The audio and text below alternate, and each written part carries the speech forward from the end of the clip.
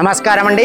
శ్రీ సహస్రలింగేశ్వర స్వామి దివ్యక్షేత్రంలో ఉన్నటువంటి 150 మంది అనాథులకు అభాగ్యులకు ఈరోజు విశేష అన్నదాన కార్యక్రమం నిర్వహించేవారు పార్వతి రాజేశ్వర్ గౌడ్ గారు, మా ధర్మపత్ని పార్వతి లలిత గారి వివాహ వార్షికోత్సవ సందర్భంగా వారి యొక్క కుటుంబ సభ్యులు లక్ష్మి గారు, వినోద్ గౌడ్ గారు, విపంచిత గారు, అరుణ్ గౌడ్ గారు ఇక్కడ ఉన్నటువంటి అనాథులకు అభాగ్యులకు విశేష అన్నదాన కార్యక్రమం నిర్వహిస్తున్నారు.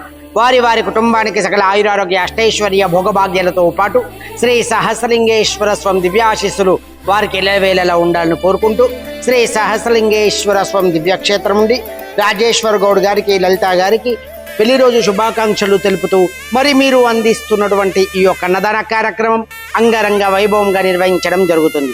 ఇంకెవరైనా ఈ యొక్క ఆశ్రమంలో అన్నదాన కార్యక్రమాలు కానీ సేవా కార్యక్రమాలుగా నిర్వహించాలనుకుంటే ఆశ్రమాన్ని సంప్రదించవలసిందిగా కోరుచున్నాము. అన్నదాత సుఖీ భవ, అన్నదాత సుఖీ భవ, అన్నదాత సుఖీ భవ. ధన్యవాదాలు. ఓం శతమానం భవతి శతాయత్వరశతేంద్రియ ఆయుష్యేవేంద్రియే ప్రతిష్టతే అన్యోన్య దాంపత్య ప్రాప్తిరస్తో తథాస్తు. వివాహ వార్షికోత్సవ పర్వదీనాం సహస్రలింగేశ్వర స్వామి దేవత సన్నిధినాం విశేష అన్నదాన కార్యక్రమ పుణ్యఫల ప్రాప్తిరస్తు తథాస్తు.